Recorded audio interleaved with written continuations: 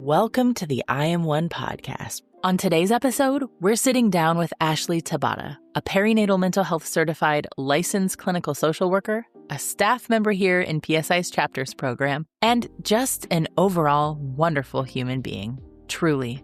We were so honored to talk about her daughter Harper and to hold space for this very vulnerable conversation about trauma, loss, grief, and healing. Maybe grab the tissues. Did someone cut the onions? Stick around until the end for some lightning round firsts. And without any further ado, please sit back, relax, and enjoy this episode with our friend Ashley. Ashley, welcome to the podcast studio. We could not think of a better way to end this year on the pod team here in the studio, recording the very last recording of 2025. Going out with a bang. This will come out in 2026, but this is the very last podcast recording of the year, and we've been trying to reschedule with you, and you've been so lovely. And we've been anxiously awaiting this conversation with you and, getting to hop out of spreadsheets for an hour and a half or so and just have a lovely conversation with you. So thank you so much for being here. Thank you so much. I'm so grateful to be here. And I had no idea that this was going to be the last recording of the year. So that's pretty cool. Well, now you know. Mm-hmm. Now I know. Mm-hmm. No, I'm really grateful to be here and to sit in a space with you guys. Cool. Awesome. Emily, would you like to get us started? Why, yes, Ashley. We don't know your name, so please start by telling us your name and your pronouns. Like, are you a parent? Where do you live? What do you want people to know? Favorite pizza topping? Like, what's important? Get us started. Oh, pizza topping. Well, controversial. I'm Ashley TABATA, she, her. I live in Illinois. Very cold these days. Yes, I am also a parent. We have 3 living babies, 3 living children, and also an angel baby. And I'm a perinatal social worker, a licensed clinical social worker, which is new news for me, which is really exciting. Ooh. Hot off the press. Congratulations. Thank you. Yeah. And I do a lot of advocacy work for perinatal loss. Favorite pizza topping? It would be a vegan pizza. Oh, interesting. A vegan cheeseburger pizza. Cheeseburger pizza, yes. Yes. Like lettuce, tomato, onion. All of it. Ketchup, mustard, pickle. Oh, yes. Okay, just a second. Pause the real reason we're here. Do you have a favorite place to get that? Or do you assemble it yourself with your favorite vegan ingredients? Or tell us more. I like to ask the hard-hitting questions, Yeah, there's a local spot in Kansas City, actually, where I grew up called Minsky's, and they have a really good cheeseburger pizza. Not vegan. That's where it started. Not vegan, but they have a vegan option. Oh, cool. Yeah. So that would be my recommendation if you ever... Shout out to Minsky's, the very first sponsor of the podcast. Right?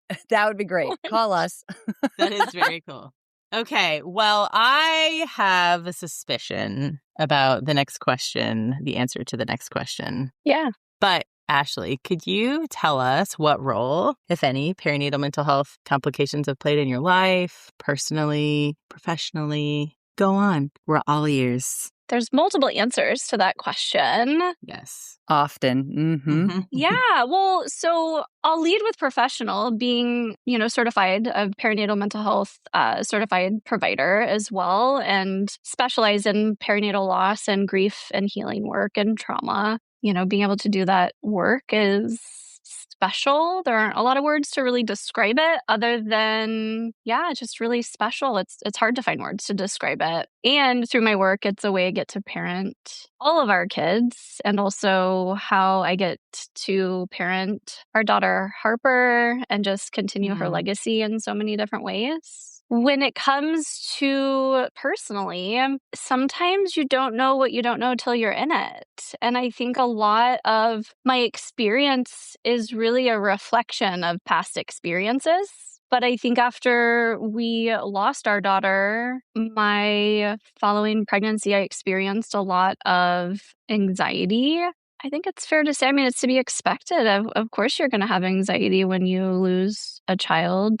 It was something that offered opportunity at times for a deeper level of healing, a deeper level of awareness. And also, I think just approaching it from the space of not feeling like I needed a formal diagnosis. Like, I don't, it's not about the diagnosis. It's about support. It's about finding meaning and self-acceptance and exploring ways to advocate for yourself, to ask for help if you need it, lean on your support system. Yeah. Was Harper your third pregnancy? Harper was my second pregnancy. Okay. Do you want to go back in time, Emily? Yeah. I would like to hop in a time machine because I'm curious, like, do you personally feel like the what, where, when, why is important to your story? Because for some folks, the loss and why it happened is all very directly connected. And for others, it seems not to be, or it seems to be that's the thing that isn't part of the story that they want to tell when they're telling it. Do you feel like there's a connection? Do you want to talk about that at all? Well, I think it's all really, for me and our experience, I think it's all really integrated because I think with perinatal loss, I think it's such an authentic journey for each person who goes through it, each kind of family. How can we go into that, I guess? Whatever you want to share about the first pregnancy, the second pregnancy, the loss itself. Yeah. I guess I'm thinking like on a timeline with your first pregnancy. Did you experience any mental health complications or not? Yeah. Well, so I will say our oldest is my bonus daughter, and I am so grateful for her. Yeah. And so I think what carried a lot into the loss, I think with Harper is in some ways, we knew we were having a girl, and of course, our son was in between. And so to be able to initially share, a little sister coming into this space, and then 3 weeks later having to say that that she had passed away was so dynamic.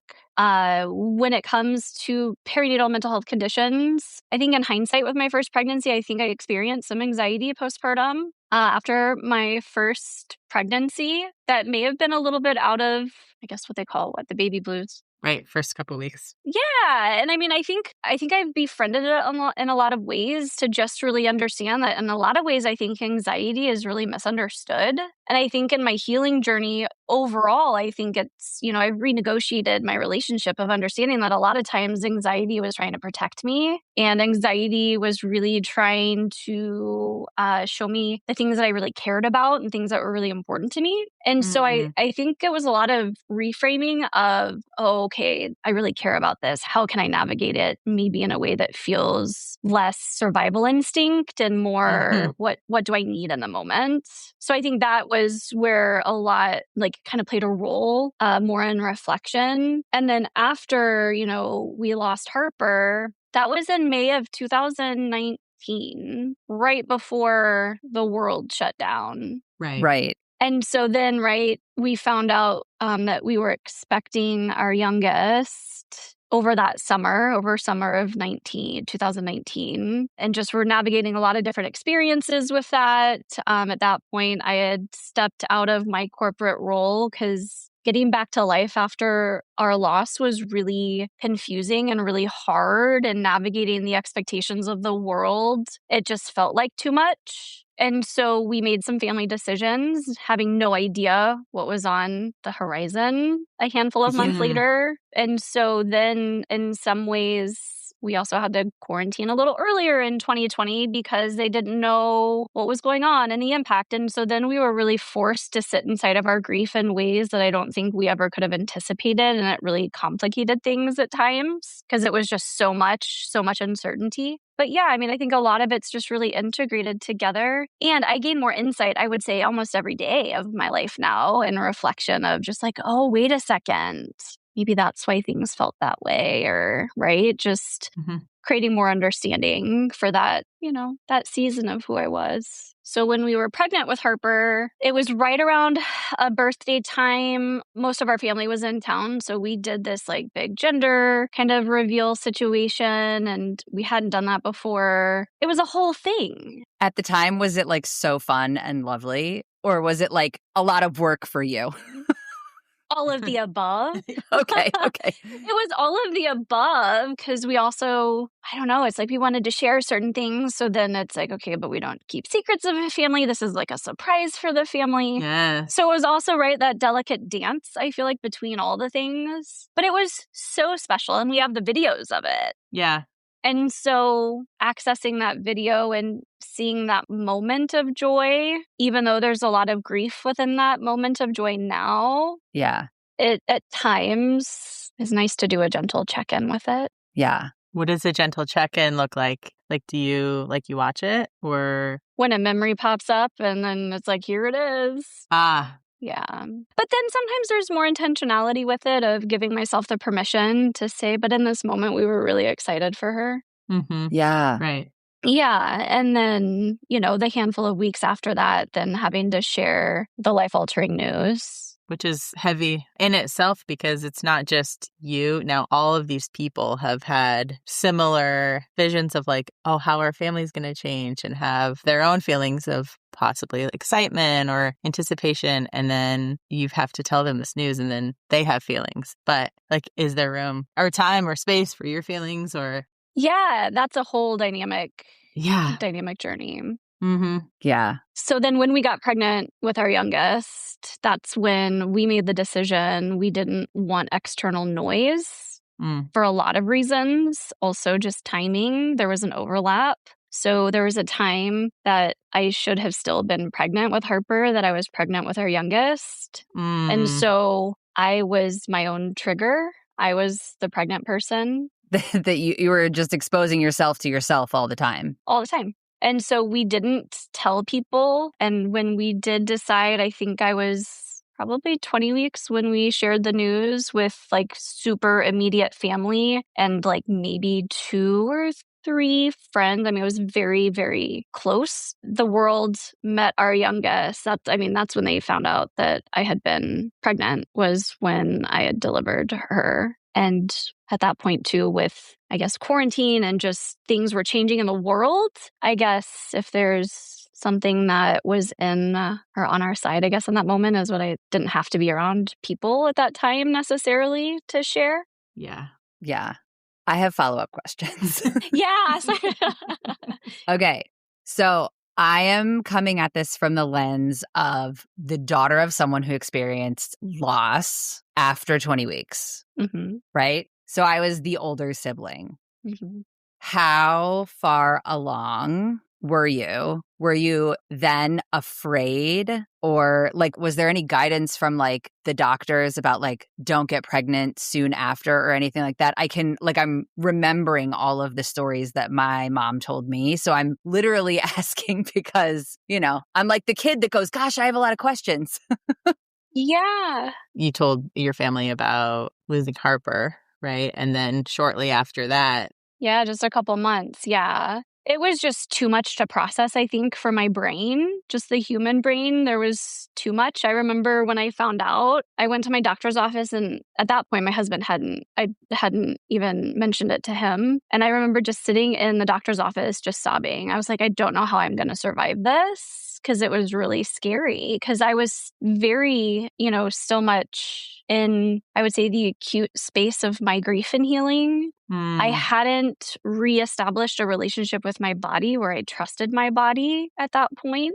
Yeah. And so I think that there was just so much going on in my brain that, oh my gosh, my doctor just sat with me, just sat there with me. It was such a human moment. And I had a few of those throughout my journey, which I am forever grateful for. But I wasn't rushed. I wasn't dismissed. I wasn't a number. It was just very human. And then when I cry, my face stays red for hours. So I came home and I couldn't hide that I had been crying at that point. Yeah. And then that's when I shared, of course, the news with my husband. And what was his reaction? Because it's complicated for both of you, but your reactions aren't necessarily going to be the same, right? Yeah. We sat in silence for a minute. He was actually sitting in our backyard at the time when I went out to find him and to let him know. It's a little bit of a blur, if I'm honest, but I think that there was just silence at first because it was so much to process. Yeah. There's that fear. I mean, you feel really scared because you've now survived and lived a reality that is talked about, but sometimes not talked about in ways, I don't know, just this, you're just living this reality now. Were you kind of playing like what ifs in your head? Were they just kind of popping in? You said you were feeling, scared. Sure. Yeah. Was it, is this going to happen again type of a thing, or? All of it. Yeah.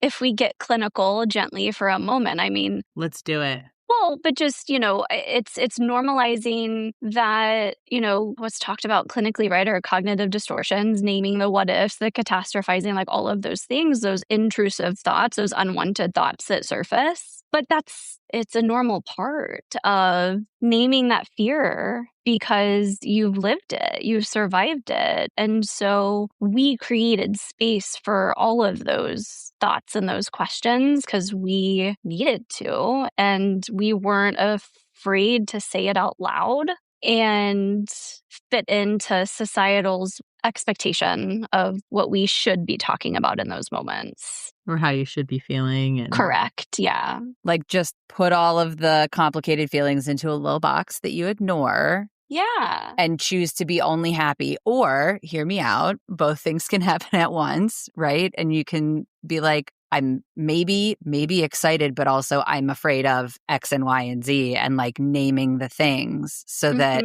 you're not carrying them around. Yeah. And in, ways in where we've created meaning, reflection of, hindsight of, is in some ways Harper brought us to our youngest because, if Harper was born, our youngest wouldn't be here. And so the existence of grief and gratitude existing together, not even a space of coexisting, but just simultaneously existing is, just sometimes you create your meaning in your healing journey. Absolutely. There's like wisdom in that, like knowing that sometimes the meaning isn't just going to be like the neon sign that's flashing through your experience. It's like you have to go, okay, like what can I have taken from that is worth taking, that moment, that experience, those feelings, whatever. And that was also something I think that was really nuanced, if we use a word. It's not about lessons, because that's also a part that complicates the journey so much, is where that kind of guilt and shame comes from in the journey for me was the things that I should have done differently, right? Or that search of the what happened. It's how do I define what this means for me in this context? And it might look really different. So kind of bringing in what I feel aligned with and releasing what doesn't was also really nuanced. Yeah. I am curious. There you are in the pandemic. Yeah. You have experienced a loss. You are experiencing a pregnancy right after a loss. The entire world is shut down. You're feeling lots of feelings, understandably. Yeah. Like there's just like a whole lot happening. Yeah. Yeah. Were you processing all of the things like while you were pregnant with your youngest? Yeah. Did you have like a support group or something? Yeah. Who'd you talk to besides your husband, who I'm sure is a lovely human? Do you have like a cat or something that you could sort of like chat with? No, I'm kidding. I'm joking. But yeah, what was that like? So when we initially left the hospital after, which is also a whole other experience, right? Leaving the hospital without a baby, they give you like a packet of information, of resources, which also is its own experience. But in that, there was a support group that we had found. It was a community support group that met once a week. Gosh, I think the first time we went to that group was 2 weeks after we lost Harper. Oh, okay. So that's like June 2019, just to keep everybody on the timeline here. Yeah. Things hadn't shut down at that point. So no, yeah. So we had found some community and we needed to figure out a lot of boundaries with that because you're also hearing other people's stories and that can feel like a lot. And so there's a lot of just raw emotion. And so we found the support group and we went there. It's monthly, not weekly, but we were able to attend the group together. Mm-hmm. Okay. I think I went a few times on my own, and then my husband started to join, which was really, I think, great for both of us for so many different reasons, just because there's an individual and a collective healing journey. Mm-hmm. Yeah. So in some ways, just a community that we could also sit in space with that didn't have to really say anything, that just people understood, unfortunately, what we were going through from their own lived experience. Because this was a community of parents who've experienced loss. Yeah, this was a loss group. It wasn't like a pregnancy after a loss group, though. And so that was something that we had to navigate. And we were honest with the facilitators, and I was able to wear certain clothing. But I wanted to also be really intentional, too, because I was living the life of being my own trigger. I didn't want to cause anybody else trauma in the group. Yeah. So there was just a lot of intentionality that we were able to also kind of bring in. But once everything kind of shifted in the world, a lot went online, which was helpful. So we could still attend. At that point, it felt okay to be there. We have 2 dogs. So I had my dogs who were always, they still are. I don't know. You can tell them things and they don't share it with the world. Yes. But yeah, and there was some friends I reconnected with, because that was also a secondary loss that I experienced, was who showed up or who we felt showed up for us the way that we needed it following. And so there were some secondary losses, but also I was able to reconnect with some people who really showed up. Yeah.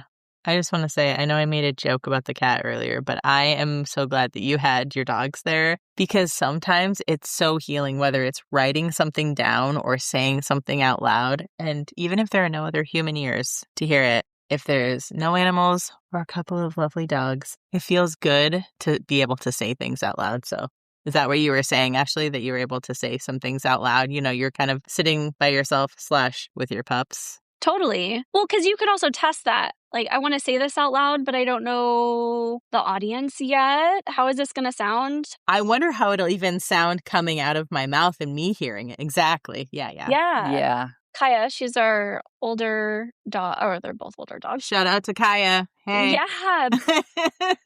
She gives the best hugs. And so sometimes she would just sit there and I would just give her like this big hug and she will just sit. So there's also this energy exchange where I feel like in a lot of ways she would calm me.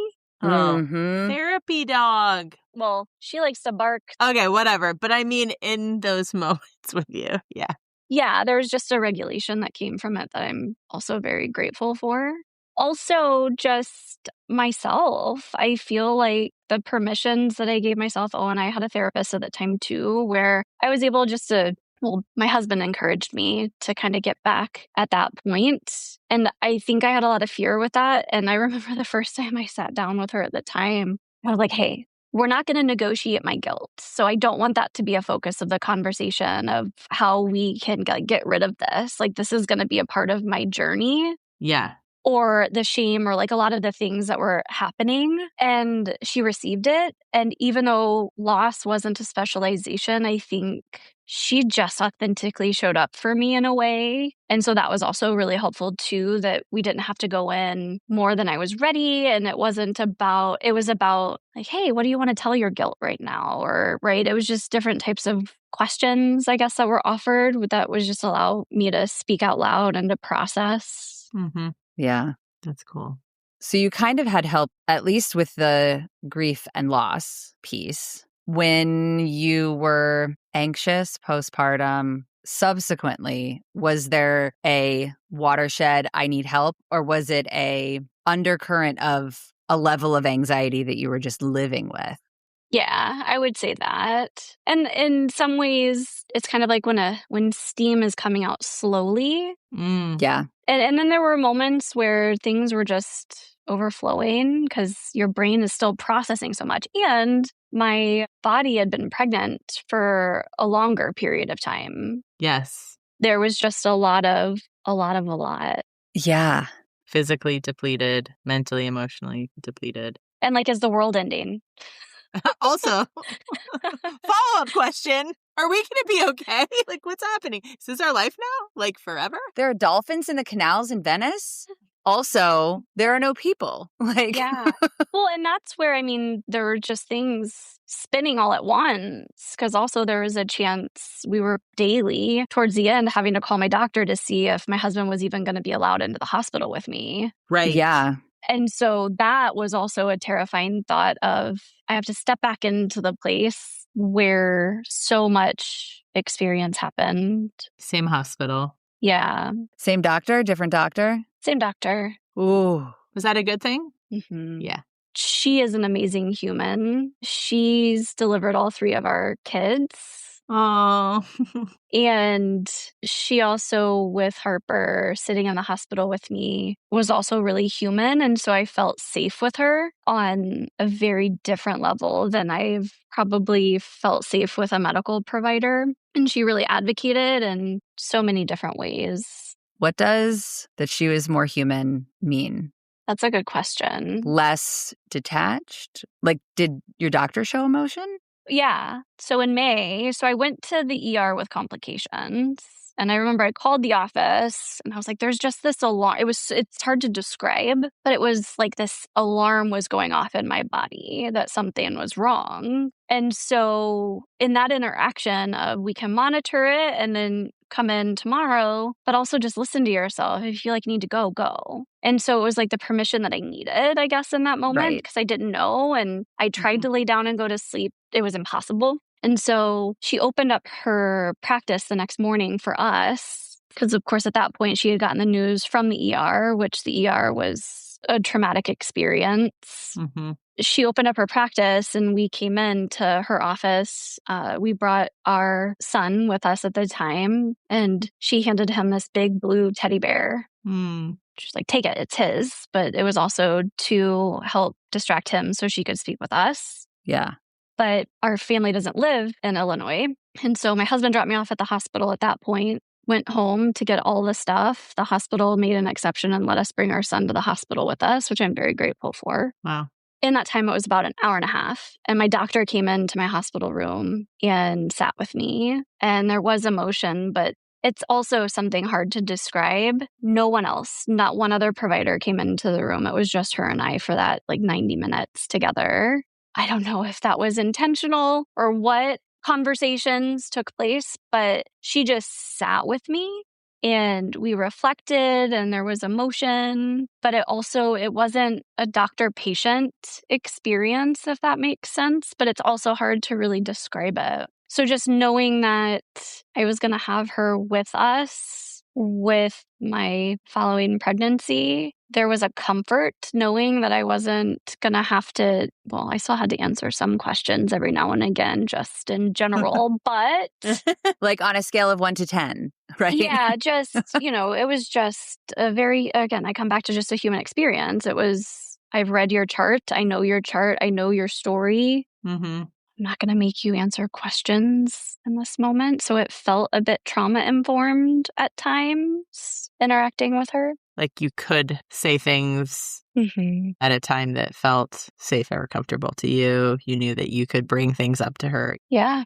Because at that point, too, my husband couldn't come into the doctor's appointment. So when I was frantically crying, I could FaceTime him and be like, please tell her I'm not like this all the time. Like, I'm having a moment. I'm scared. I could just be myself. Yeah. All of me, all parts of my grief and healing was honored. Yeah. She would talk about Harper. Oh. Mm-hmm. That's a good doctor. I love that we've said Harper's name so many times.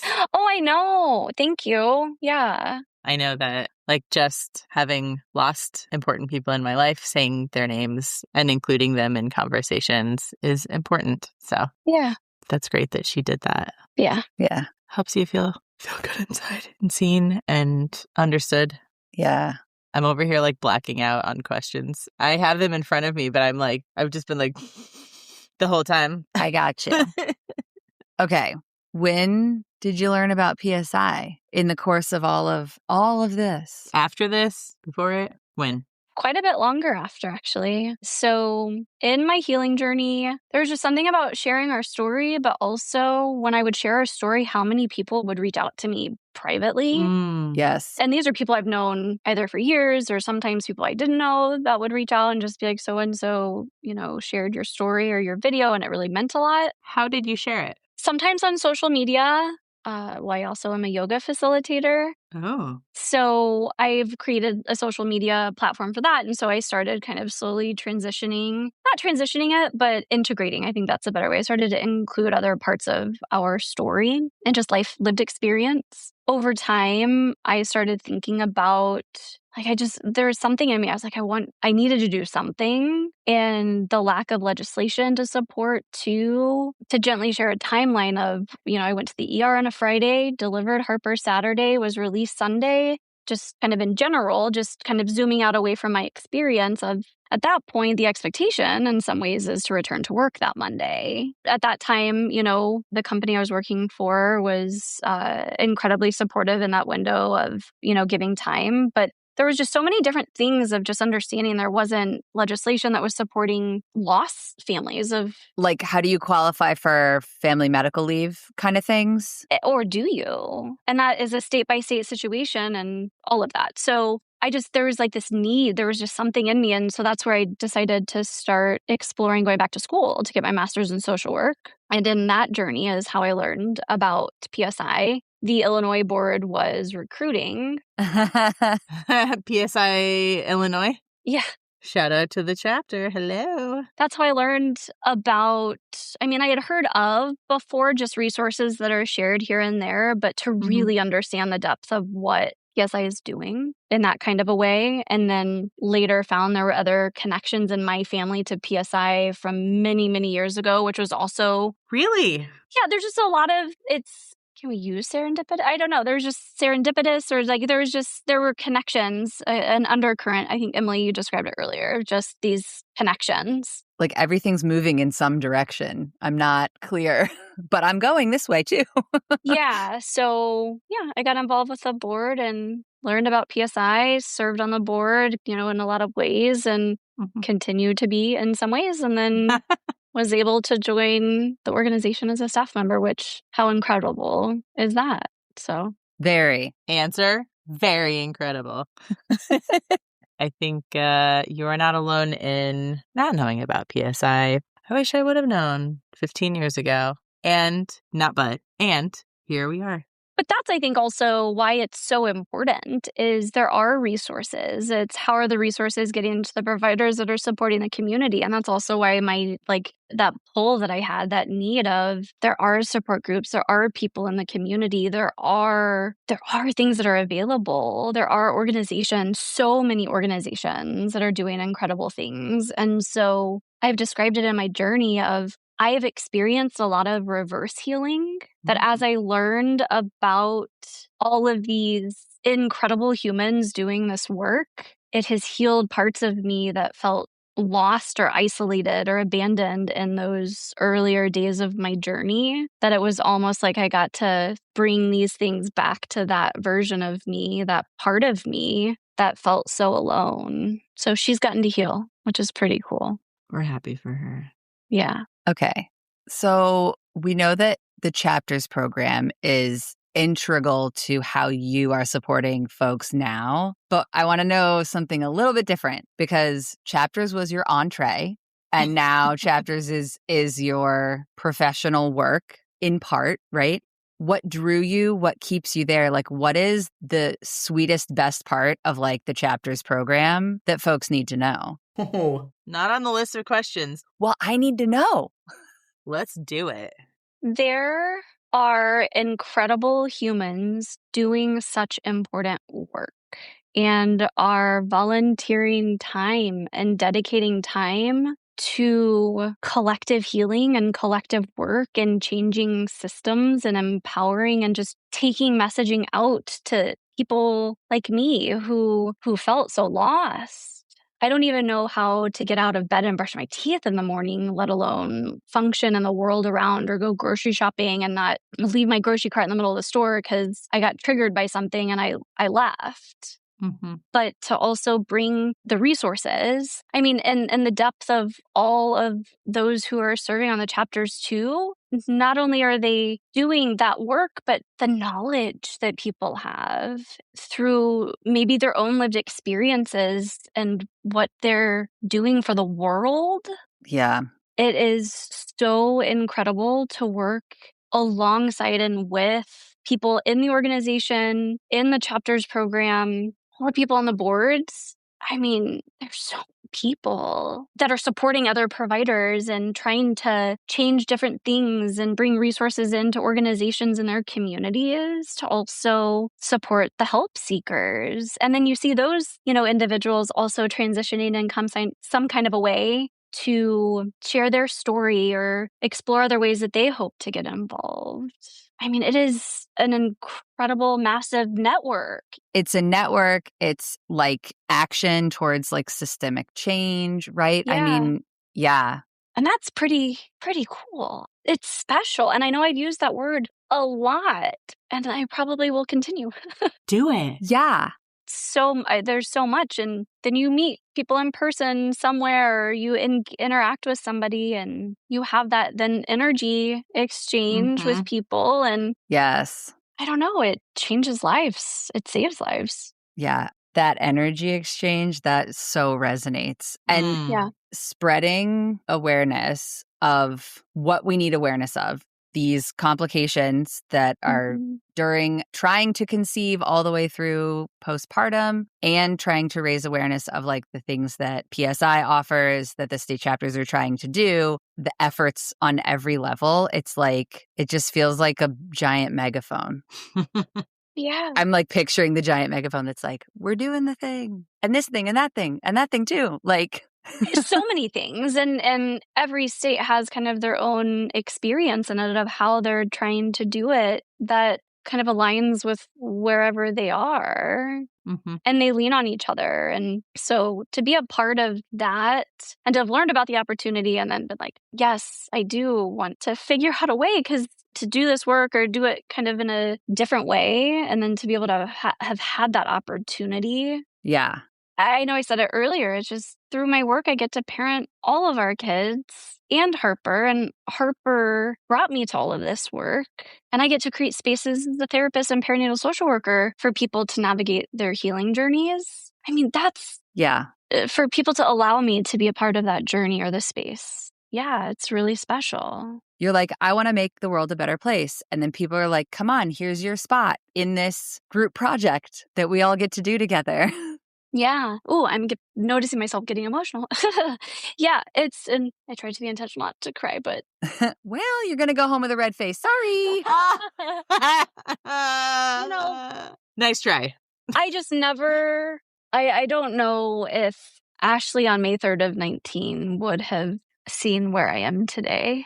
Because, sometimes it's like, how am I going to survive this? How am I going to trust myself again? Just all of those things. And then you realize that, my intention, my goal is not to be healed, but I want to continue healing because sometimes things revisit and it's an opportunity for me to heal from the same thing over and over on a deeper way because maybe I have more capacity. But in my healing journey too, I feel so much closer with Harper.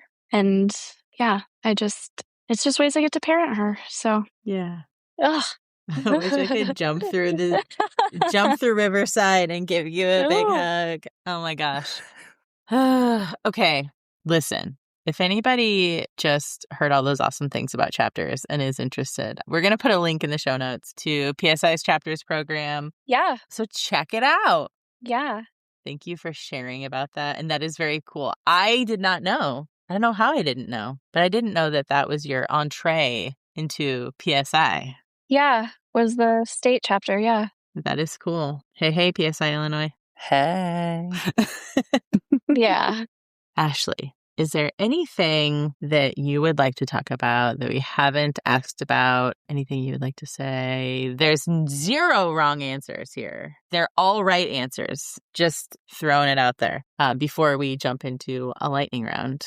The lightning round. Da, da, da. Well, if I were to say or add anything, just, I guess, gently reminding people, I mean, your grief journey is yours. No one gets to tell you how to grieve. There is no timeline. Yeah. And grief is love with nowhere to go. And so it integrates into life in so many different ways. And, hearing different stories there's your story. There's your experience. It doesn't have to be compared or anything to anybody else. Yours is yours. And just giving yourself that permission to really advocate for yourself, whatever that looks like. And that all emotions matter. That sometimes grief and healing, maybe the first time for me, there was a lot of things that I was navigating in it with emotions and things like that all emotions are valid, and that there are incredible providers out there that are doing the work, that are facilitating conversations. And it's really up for, an individual to say, is this the space that feels trustworthy? Because sometimes trustworthy leads to those safe spaces. Sometimes it doesn't start with feeling safe for whatever that reason is. Yeah. But nobody gets to tell you how to grieve. That's your journey. Yeah. Another cool thing that I know PSI has for providers or anybody interested, grief and loss Training. Yeah. Mm-hmm. So I was wondering if maybe that might be a good thing to throw in the show notes as well, if any providers are listening and they're interested. Yeah. So there is a grief and loss training. There are also support groups for families as well. And if you want like a one-to-one, finding a peer mentor would be another way, because they can pair a lost parent with another lost parent. Mm-hmm. Yeah, that's another good one. Fun fact, that was my entree into PSI. I was a peer mentor. Make sure you read the course description for grief and loss and self-evaluate, because if you've experienced a loss, you have to know going in, they're going to be having tough conversations. So yeah, but we'll put a link to all that in the show notes for anybody interested. Ashley, without any further ado, are you ready for the very highly anticipated lightning round? Yes. I don't know. Oh, gosh. Here we go. Okay. Ashley, besides this podcast, duh, what's your second favorite podcast? Because we're number one. Oh, my gosh. That's a great question. Okay. And it's a lightning round, so I'm supposed to go fast. No, hang on. This is a terrible lightning round. It always takes time. Take your time. It's the molasses round. Also, I will say, it doesn't have to be mental health related. It could be how many people listen to murder podcasts? I'm like, that's scary, but okay, I'll put it in the show notes. I mean, who knows? What are you interested in? Do you listen to podcasts? I don't know if I listen to podcasts. That's really funny because... Except for ours. No, yes. I'm joking. Start over. Start over. I don't listen to ours either. Duh. I was here. I was thinking outside of this space. Yes. Megan Devine has a great grief podcast. Ooh. Yeah. She has a book that is a profound resource, which led me to her podcast. Okay, cool. Yeah. Megan Devine's podcast on grief. And she wrote a great book too, which is maybe a follow-up to... I know. Are you binge watching or reading or listening to anything really good? What's in the Netflix queue or new book series I need to put on my Libby? Go. Okay.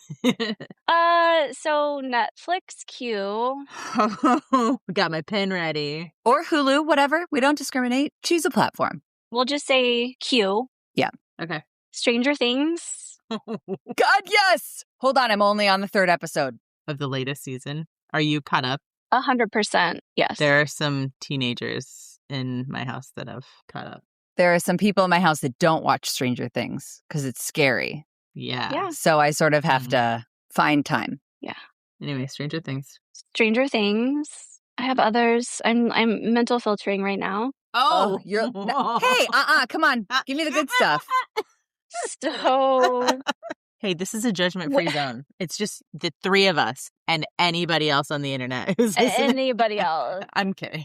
It's okay if it's on Showtime. You know what I'm saying? Yeah. I just finished the series. Handmaid's Tale was a series. Oh, God, yes. Yeah, I just finished. Stranger Things. I watch funny things, too, but they're not coming to my mind right now. That's just not where my brain is. That's fine. I tend to rewatch How I Met Your Mother every now and again. Is that your feel good? Sometimes. So is Schitt's Creek. Like, those are just kind of my feel-good shows. Queer Eye I turn to often to kind of get into the newer seasons. But sometimes I like to rewatch. I like to go back and rewatch some. There's just some really great shows that you can just rewatch over and over. Mm-hmm. I also love scary movies. I have a master's in communication where I did my thesis on horror films. So I also like to watch scary movies, more the psychology side of things. Excuse me. I'm going to cover my ears. Continue. That was all. Can I make a scary Christmas movie recommendation to you if you are so inclined? Maybe. It's called Anna and the Apocalypse. That sounds familiar. It's a musical, and it's British, and there are zombies. Okay, I'm here for that. Okay. It's really good. Christmas, British, zombies. Very niche. Horror. Musical. Okay. Maybe. She'll consider it. Don't answer Emily right now. Just think about it. I will. Yeah. Ashley and I are side-eyeing. Fine, whatever. Okay, moving on. Anyway, Emily. Books too, just, I have tons of different books. I feel like a lot of it's centered around work stuff. Yeah. But yeah, I like to listen to books. But again, it's all more like nonfiction, work-related types of books. That is okay. It's Okay That You're Not Okay, a great book. Oh. Mommy Rage is another really good book. Yes. But I'm also trying to be intentional with how we're exploring things today and the resources that I kind of offer into this space. So It's Okay That You're Not Okay, I think, is a really great book for people. Great. We'll throw a link in the show notes. Yeah. To those great suggestions. Is it my turn, Emily? Is that why you're looking at me? I'll go next. What's your best parenting hack? It's working for you. Let's acknowledge. Right. What's working right now? Like today, because we know that it's going to change. Kids are squirrely and unpredictable. Like what works today will not work tomorrow. Why? That's a great question. I feel compelled to maybe not answer it with what we're talking about, if that's okay. Totally. Yeah. That's all right. Emily, let's move on. You ask your radical question. This is a great time to acknowledge that, you never have to answer questions that people ask. Yeah. Every question. That's okay. But parenting and siblings, I would say rituals of connection. If I kind of spin the question maybe in a different way, is that okay to do? This is your episode. You got the mic. Yeah, I would say for siblings, creating rituals of connection can be really special and ways that they can honor their grief and normalize their experience. And give them a voice for that. Yeah. That's great. Thank you. Yeah. Okay. How are you going to show yourself a little radical love today? Oh. Radical? People get a little thrown off by that. I threw that in the question. I like the word, okay? Yeah. Anything's radical. Yeah. Radical acceptance, radical love. Yeah. Radical love. I think being here and being able to share my story. Aww. I think just being able to talk about Harper in this kind of a way. And yeah, I think that is a way of showing myself some radical love. Yeah. That is radical. Cool. I love it when we get to be a part of the radical love. Totally. Yeah. And maybe another coffee. We'll see. Next level. Emily, did you just hit your mic? Yeah, I absolutely did just hit my mic. Sorry, that's my bad. Somebody's getting a little too radical. Woo! Somebody needs to put their coffee cup down. I've had too much coffee. I'm a little jumpy. Yeah. No. Okay. I know that you are a horror aficionado, but for a moment, we're going to do sci-fi. Okay. You are going to jump into a time machine. What is one thing that today you would go back and tell you when you needed to hear the thing the most? Also, what kind of time machine? Follow-up question. Is it a DeLorean or a TARDIS? We're keeping track. No pressure. DeLorean. I mean, it could be a stone on a hill. Oh, it could be like an Outlander. There are all kinds of time machines. We should take a poll on the internet. How are you traveling through time? DeLorean, stone, TARDIS. We will definitely not judge. Anyway. So I two time frames kind of surface. Okay. I think just in my childhood, I would just give my childhood self a really, really big hug and say, we're doing it. I think right after Harper died, I would probably give myself another really big hug and say that you continued to survive and you continue to get to know who you are every day. Yeah, Mhm. that's good stuff. I like asking this one. Well, thanks for allowing me to honor both of those because very different timelines. Uh-huh. This is the very first time that a guest has spoken to themselves in 2 different time periods. Oh, But you can do that. It's your Okay. time machine. Go where you want. You're in charge. Okay, Emily, very last question. Well, second last question, but this is one of your favorite ones. So take it away. How do you take your water? Bubbles, no bubbles, ice, no ice, flavor, no flavor. How are you staying hydrated? Are you staying hydrated? And if so, how? so another good question. If you could see, I have like all these water bottles sitting around me. You're like, I have a problem. They're everywhere. So I like a little flavor if I can in my water, but it has to be very little. So like a fruit or something, I don't like it overpowering because then that feels like too much. I do love me some sparkling water because I drink water and coffee. That's pretty much what I drink. So I do drink a lot of water to counteract when I do have coffee. But sparkling water, again, subtle flavor, and then ice. So I'm very particular. Okay. Go on. So I like room temperature water usually just because I feel like I can drink it more, I guess. I don't know. Okay. But ice, I like cubed ice. I like small bite-sized type of ice. Yes. Like what comes out of that like big ice machine with like the giant scoop? So as long as it's not watery, which sounds so bad when describing ice. You know how it's made, right? How do you hate your ice? I don't know, watery. So that sounds so funny, but sometimes this is bringing something that maybe I should sit with outside of the space. But ice that doesn't melt right away, but like it hangs around. But also, if you wanted to eat it, like maybe accidentally bite it or something like that, it's not going to hurt your mouth. Does that sounds so ridiculous? So these are those moments out loud where I say it out loud and then I'm just like, what was that? That makes sense to me because I've had dentists say, don't chew ice. Yeah, but you know what? There's a taco place in Washington where I'm from that has the best ice. Yeah. And they're little pieces and it's almost like it's airier kind of. It's not a giant solid. See, I see you, right? Okay. But I could have described it as airy and not less watery. Airy. Less of, I don't know what it's made of, but it's fine. I was following. I knew what you meant. I assumed I knew what you meant. We're on the same page. Awesome. Nobody's judging you. And if they're judging, turn off the podcast. Accepting only. Okay? That's what we do around here.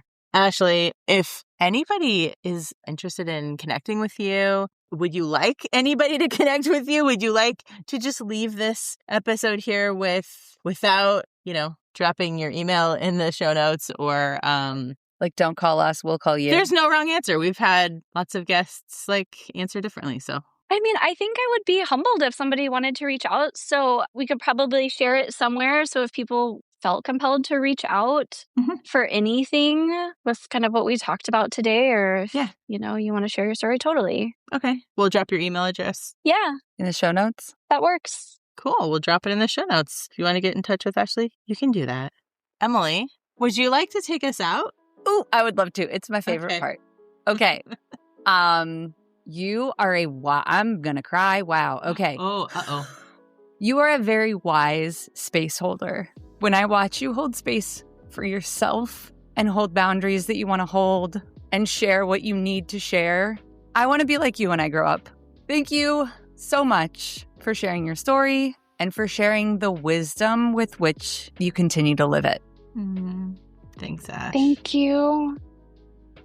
Thanks for tuning in to the I Am One podcast. Check out today's show notes where we'll drop links to all the important things that we mentioned in this episode. Please consider sharing about I Am One on social media and following and rating our show wherever it is that you listen to podcasts. It only takes a minute of your time and, well, that'll help our collective mission of bringing resources and local support to folks worldwide. From everyone here at PSI, thanks again for listening.